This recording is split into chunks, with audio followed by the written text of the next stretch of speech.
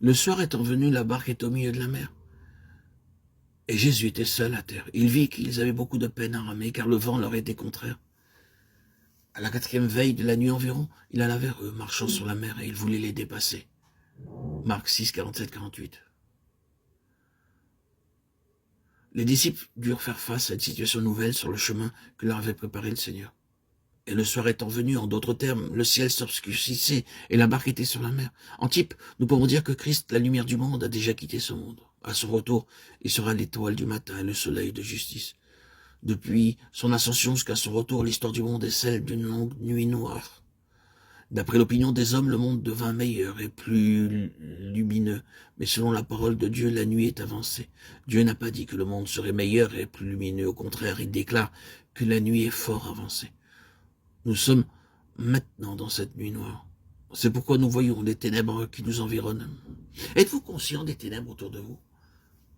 Si vous ne savez pas ce que sont les ténèbres, si vous n'avez pas la conscience des ténèbres autour de vous, c'est que probablement vous êtes assimilé à ce monde. Mais si vous marchez dans la lumière et vivez auprès de Dieu en demeurant en Christ, en jugeant sans cesse les œuvres de la chair et en obéissant à la conduite du Saint-Esprit, vous discernerez très naturellement que ce monde est vraiment ténébreux. La barque était au milieu de la mer. Nous ne sommes pas encore parvenus au terme de notre traversée.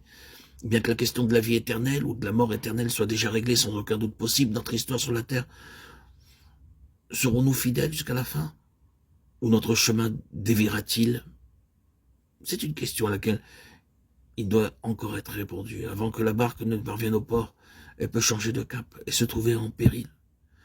Nous ne devrions pas être sûrs de nous-mêmes au point de penser que notre destinée est déjà toute décidée.